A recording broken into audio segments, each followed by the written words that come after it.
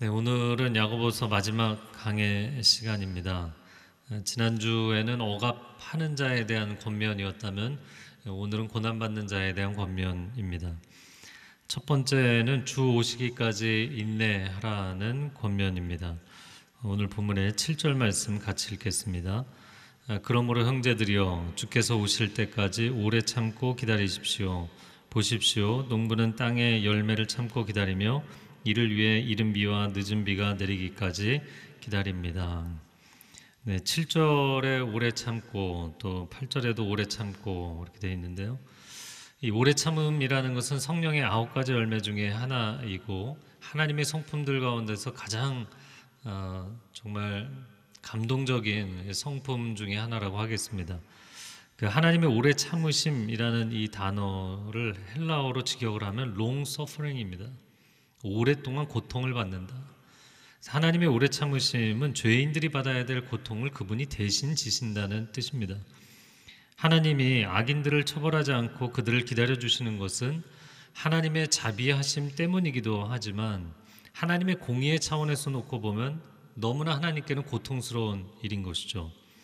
그럼에도 불구하고 하나님은 왜 길이 참으시는가? 로마서 2장 4절 말씀 같이 읽어보겠습니다. 혹 내가 하나님의 인자하심이 너를 인도하여 회개하게 하심을 알지 못하여 그의 인자하심과 용납하심과 길이 참으심이 풍성함을 멸시하느냐. 하나님이 오래 참으시는 것은 두 가지에 근거합니다. 첫 번째는 죄인들이 회개하고 돌이켜서 구원받기를 원하시는 하나님의 자비하심에 근거하는 것이죠. 그러나 두 번째는 또 최후 심판의 날 그분의 완전한 공의가 실현될 것이라는 기다림, 믿음이 있으시기 때문에 가능한 것입니다. 이것은 마치 오늘 7절 하반절에 농부가 추수의 날을 기다리는 것과 같다. 또 이른 비와 늦은 비, 시의적절하게 하나님께서 은혜의 단비를 내려주시는 것을 기다리는 것과 같다. 자, 그러면 우리 인생에게 추수의 날은 언제인가? 예수 그리스도께서 다시 오시는 재림의 날, 최후 심판의 날입니다. 그리고 그날은 고난받는 모든 사람들에게 하나님께서 억울함을 풀어주시는 날이 될 것입니다. 그러므로 우리가 인생을 살면서 하나님이 없다고 무신론적인 교만에 빠져서 죄를 짓고 살아서도 안 될 것입니다. 또한 하나님이 나를 돕지 않으신다고 무신론적인 절망에 빠져서 낙심해서도 안 될 것입니다.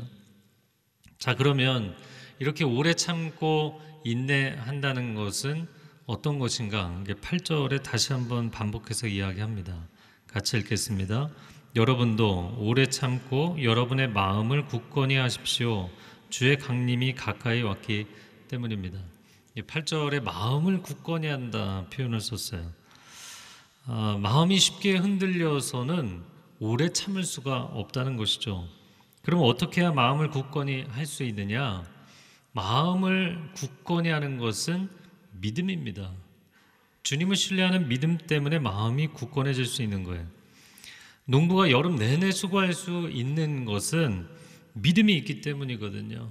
씨앗의 생명력이 결국에는 결실이라는 결말을 가져올 것이라는 믿음이 있는 거예요. 그리고 그 결실이 이루어지기까지 햇빛과 단비를 내려주시는 하나님의 은혜의 공급에 대한 믿음이 있기 때문에 그 수고를 하는 것입니다. 지난주에 평창에서 여름 딸기 재배를 하시는 한 성도님이, 저희 교회 성도님이 저희 교육자들에게 딸기청과 또 딸기 아이스크림을 주고 가셨어요. 직접 트럭으로 몰고 오셔서 이렇게 주고 가셨어요. 근데 이야기를 들어보니까 호주에서 대학 공부를 하고 또 이탈리아에 가서 젤라또, 이탈리안 아이스크림을 이제 젤라또라고 하거든요. 젤라또를 3년을 공부하고 그리고 평창에 가서 딸기 품종을 개발해서 이렇게 재배를 해서 수익을 얻기까지 굉장히 많은 시간이 걸린 거예요. 그리고 나서는 이제 수익 구조가 되니까 지역 사회의 어려운 아동들을 위해서 또 봉사하고, 제가 그 이야기를 들으면서 참 믿음이 훌륭하다 그런 생각을 했습니다. 그 10여 년 오랜 기간을 그렇게 고생을 할 수 있었던 것은 이 씨앗이 갖고 있는 생명력에 대한 믿음인 거예요. 그 믿음이 있기 때문에 오래 참고 기다리고 인내하는 것이 가능한 것이죠. 하나님의 오래 참으심도 역사의 종국에 인류 구원이 완성될 것이라는 것과 공의의 심판이 완성될 것이라는 믿음이 있으시기에 가능한 것입니다. 마찬가지로 크리스찬의 오랜 기다림도 굳은 믿음에 근거하는 것이에요.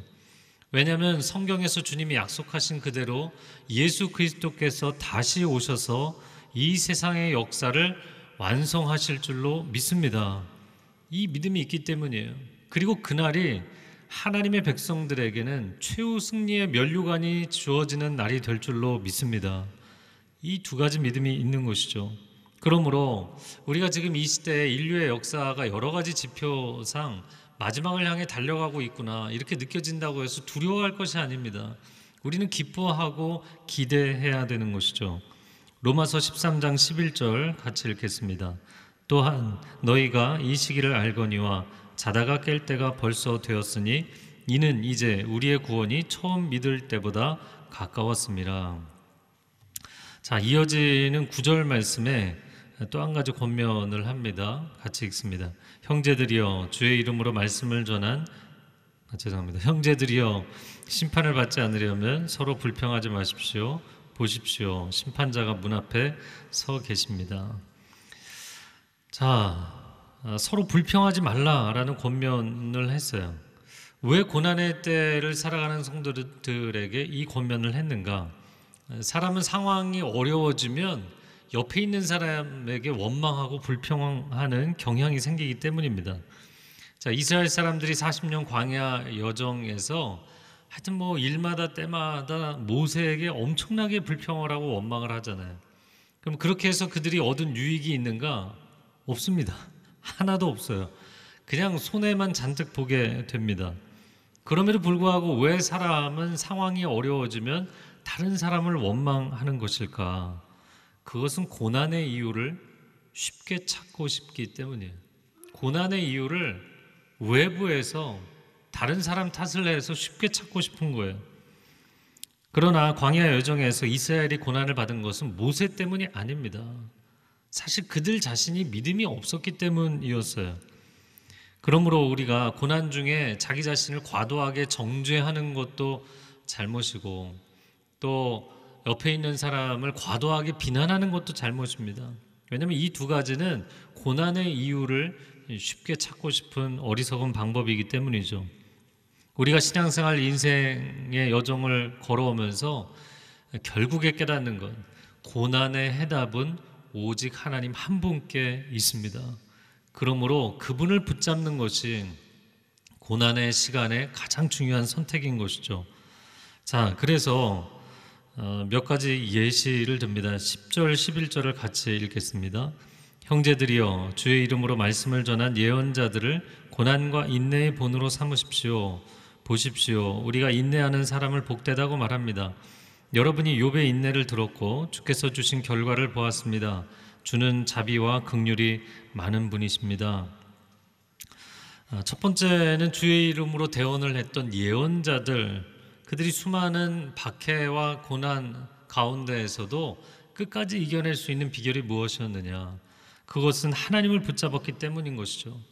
예레미야 선지자도 남유다의 멸망을 예고하면서 주변의 사람들이 그를 너무나 많이 위협하고 핍박했어요. 아니, 너는 남유다 사람인데 어떻게 이 나라가 망한다는 예언을 할 수 있냐는 것이죠. 그래서 하나님의 말씀을 대언하는데도 핍박을 당했어요. 그럼에도 불구하고 그의 속에서 불붙는 것 같은 그 하나님의 말씀을 전하지 않을 수가 없었습니다. 그러니까 예레미야의 인생을 정리해 본다면 하나님께 붙들려 있었기 때문에 고난도 받았고 하나님께 붙들려 있었기 때문에 고난을 이길 수 있었어요.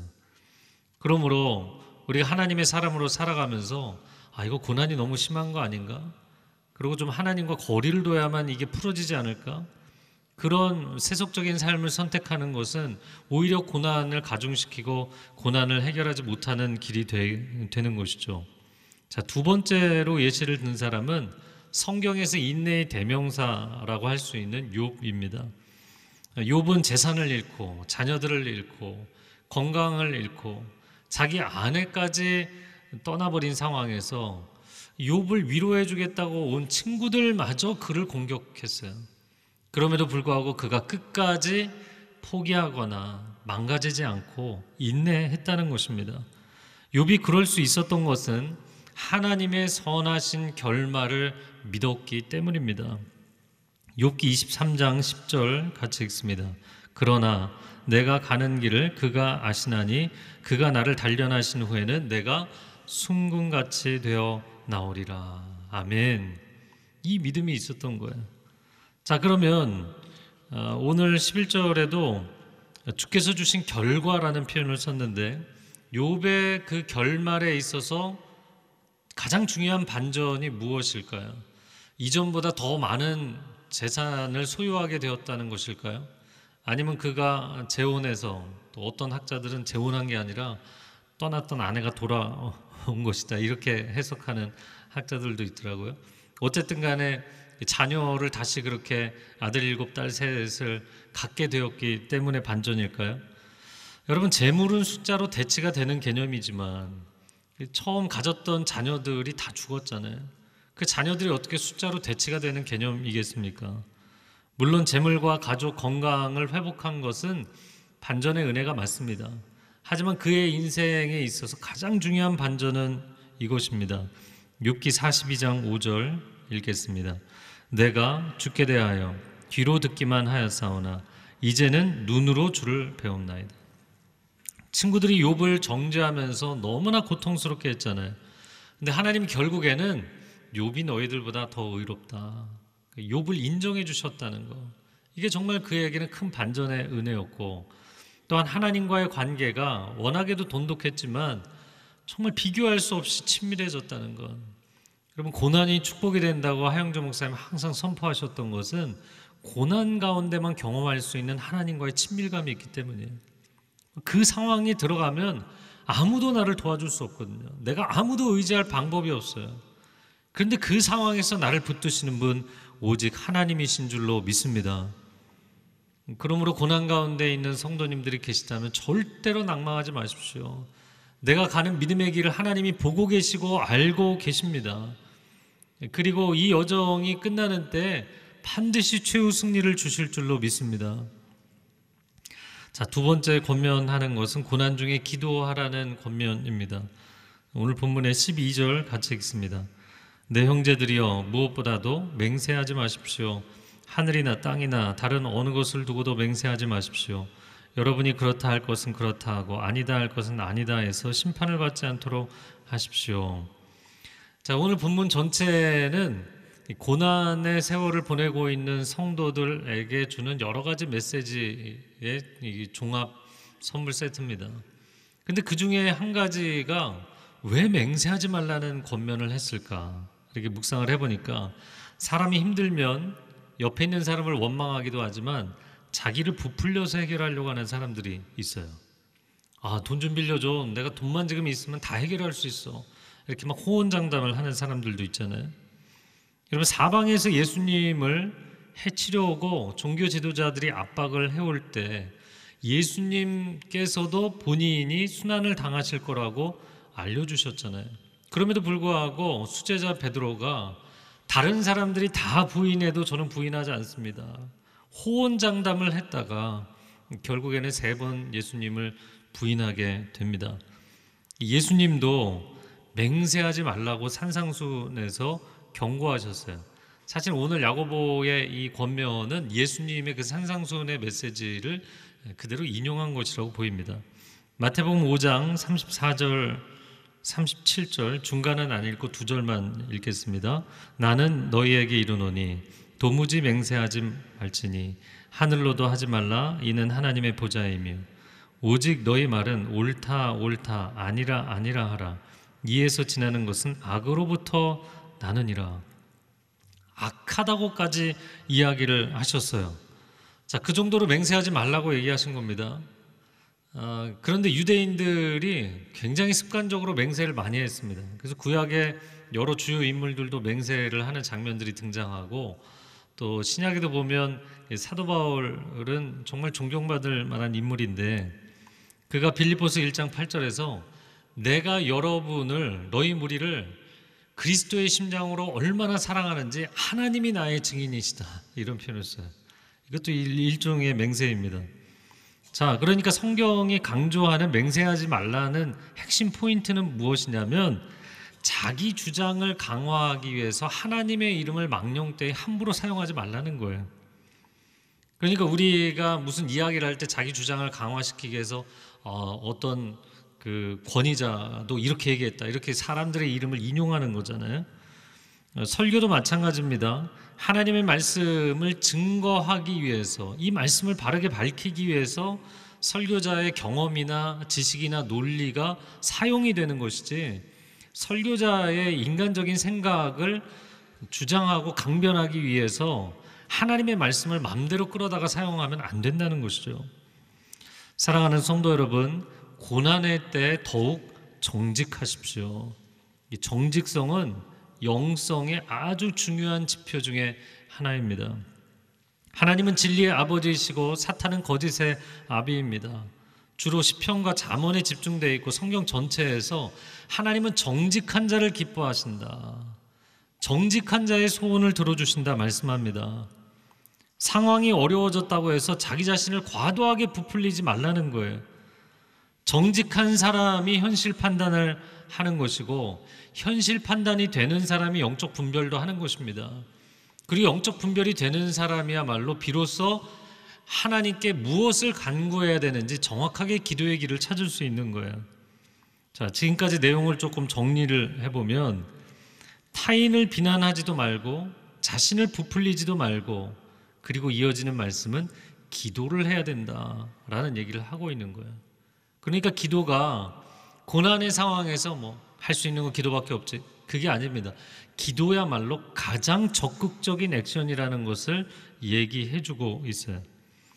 자, 우리의 삶을 보면 삶이 어려워질 때 사람들이 두 가지 반응을 쉽게 보입니다. 한 가지는 삶이 어려워질 때 부모 탓을 하고 배우자 탓을 하고 내가 이런 남편을 만나서 내가 이런 아내를 만나서 또 내 곁에 있는 사람들 탓을 하는 분들이 있어요. 그런데 그렇게 이야기하는 사람은 내 인생의 결정권이 다른 사람들에게 있다라고 인정하는 결과밖에 안 되는 것입니다.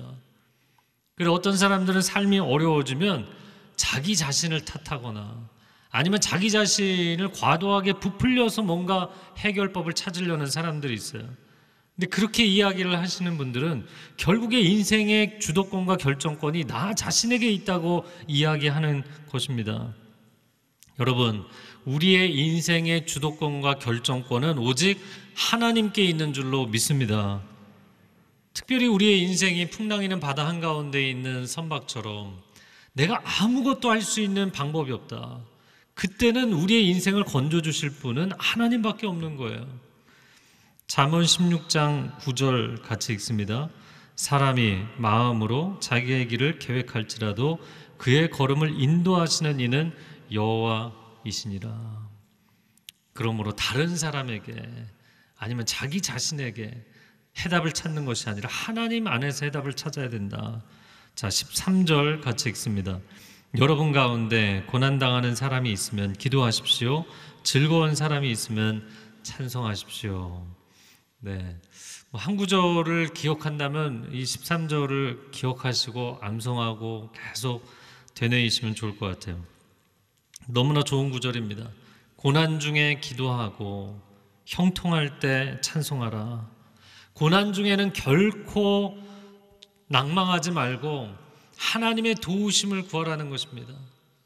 또 형통할 때에는 교만에 빠지지 말고 하나님의 은혜를 찬송하라는 거예요. 왜냐하면 살든지 죽든지 내 몸 안에서 오직 그리스도께서 존귀케 되시기를 원합니다. 이 고백이 있는 사람이라면 어떠한 상황에서도 하나님 중심, 예수님 중심으로 살아간다는 것이죠. 우리가 1:1 양육할 때 가장 중요하게 여기는 기초가 무엇입니까? 중심 되신 그리스도, 예수 그리스도께서 중심이 되셔야만 신앙과 인생의 나머지 요소들이 더해질 수가 있는 것입니다. 내가 주님 안에 그렇게 살아가면 어떠한 상황이 와도 인생을 흔들어 놓을 수 없어요. 여러분, 사람이 정말 고난에 있을 때만 사람이 어려워지는가? 결코 그렇지 않습니다. 사람이 인생에서 실패하면 실패해서 망가질 뿐만 아니라 성공하면 교만해서 또 방탕하다가 망가집니다. 그러니까 인생은 실패의 골짜기에 들어가도 위태롭지만 성공의 최정상에 오를 때 더더욱 위태로워지는 거예요. 결국에 나를 둘러싸고 있는 상황이나 환경이 위험 요소가 아니라 나라는 존재 자체가 위험 요소라는 것, 가장 큰 위험 요소라는 것을 깨닫고 하나님께 도우심을 구해야 되는 것이죠. 뭘 구할까요? 하나님, 나를 붙잡아 주십시오. 고난 가운데서도 형통 가운데서도 나를 붙잡아 주십시오. 디모데후서 1장 7절 같이 읽습니다.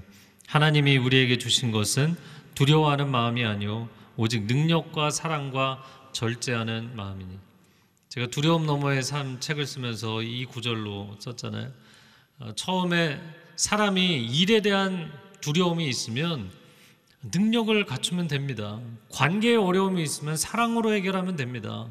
근데 세 번째는 도대체 절제가 왜 두려움의 반대말일까? 여러분, 자기 자신을 절제하지 못하는 게 가장 인생을 두렵게 만드는 것이기 때문이에요. 다윗을 가장 두렵게 한 것은 사울왕의 칼날이었지만 진짜 그의 인생을 가장 위태롭게 만든 것은 인생의 최정상에서 자신을 절제하지 못하는 것이었어요. 결국에 가장 큰 위험 요소인 나 자신이 하나님께 붙들려야만 어떠한 상황에서도 승리할 수 있는 하나님의 사람이 되는 것입니다.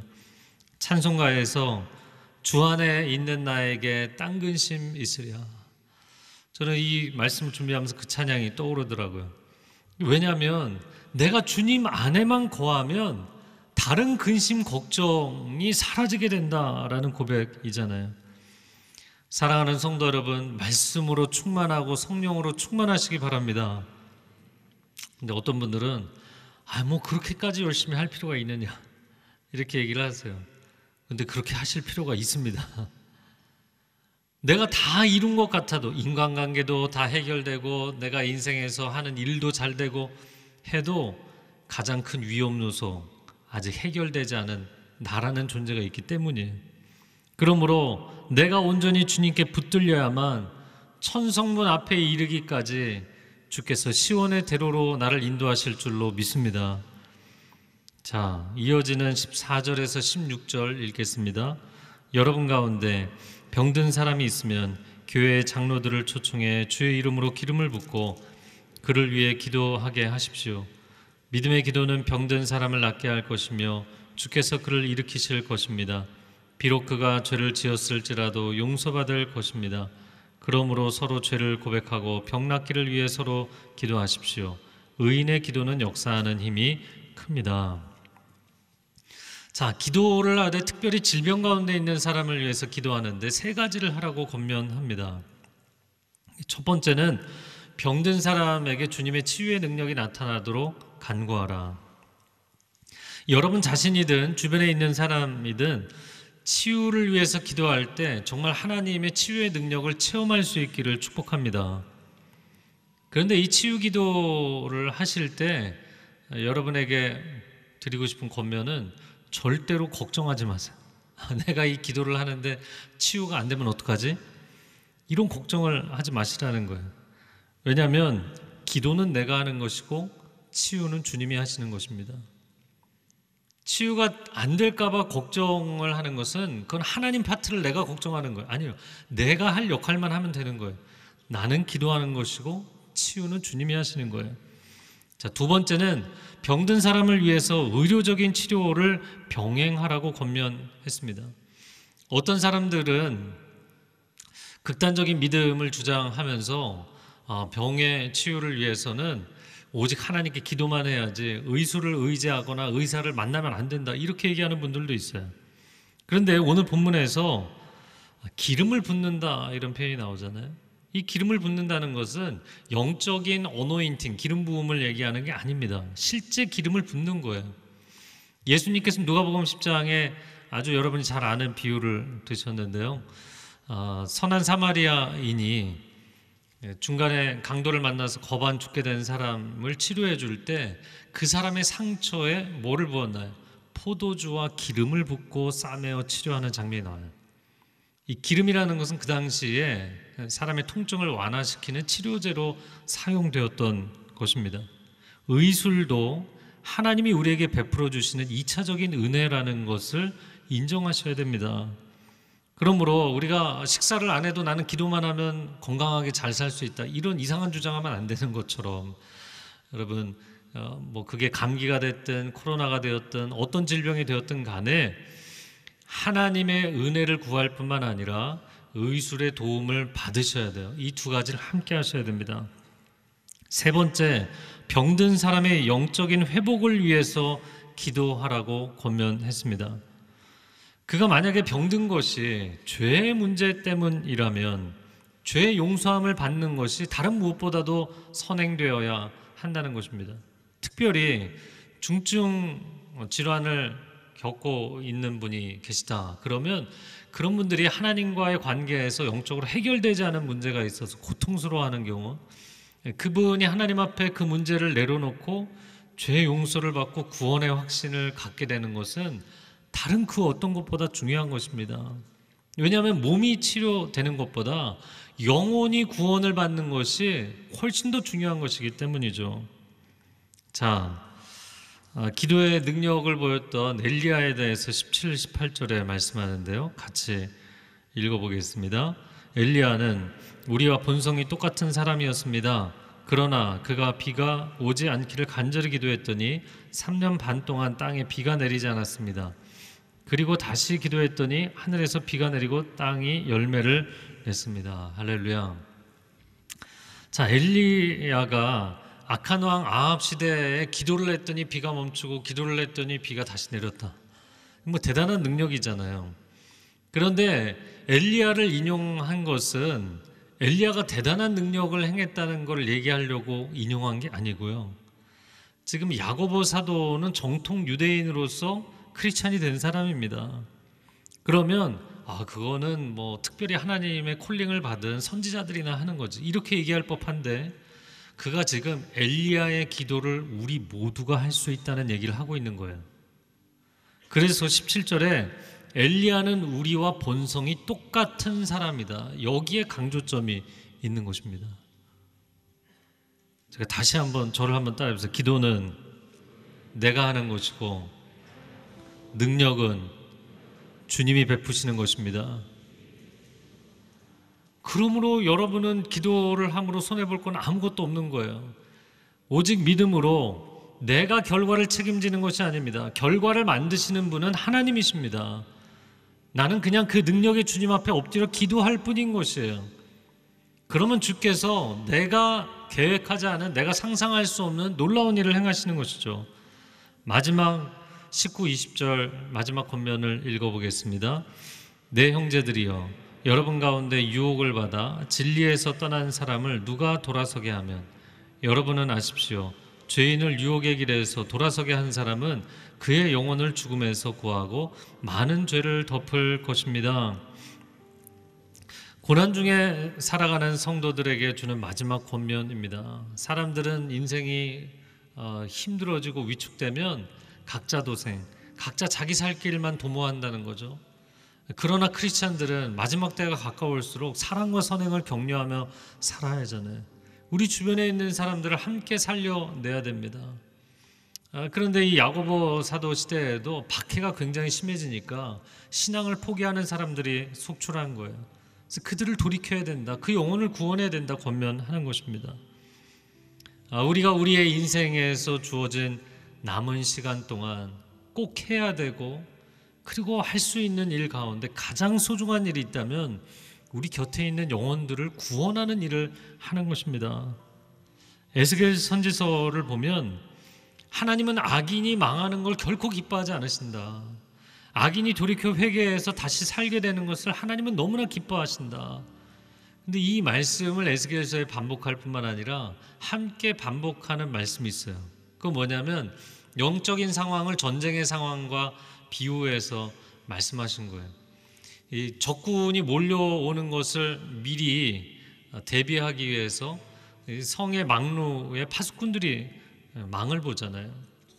그런데 파수꾼이 적군이 오는 것을 보고 나팔을 불어서 경고를 했는데도 백성들이 대비하지 않아서 망하면 그건 백성들 잘못이다. 그러나 만약에 나팔을 불지 않아서 백성들이 망하게 되면 그 책임을 파수꾼에게서 찾겠다. 이게 하나님의 말씀이에요. 여러분, 우리는 생명의 복음을 가지고 있는 사람들입니다. 여러분은 지금 여러분 주변에 있는 분들에게 생명의 복음을 전하고 계십니까? 이거를 팬데믹의 상황과 비유를 해보면 여러분이 치료제를 갖고 있는데 사람들이 막 그 전염병으로 사투를 벌이고 있는 가운데 있는 사람들에게 내가 치료제가 있다는 걸 알리지도 않고 나눠주지도 않는다면 그건 안 되는 거잖아요. 인생의 마지막 시간을 살아가면서, 역사의 마지막 구간을 살아가면서 내가 할 수 있는 가장 소중한 일이 무엇인가? 고난 가운데 있는 성도들에게 평안하십시오, 여러분은 반드시 천성문에 들어갈 것입니다, 이걸로 끝내지는 않았어요. 야고보서의 결론은 놀랍게도 사람들의 영혼을 살려야 된다는 거예요. 천성문에 혼자 들어가시지 말라는 거예요. 왜 혼자 오니? 너 주변에 있는 사람들, 내가 너에게 부탁한 사람들을 어떻게 하고 홀로 왔느냐? 주님이 우리에게 물으실 것입니다. 이 시간 함께 기도하겠습니다. 기도할 때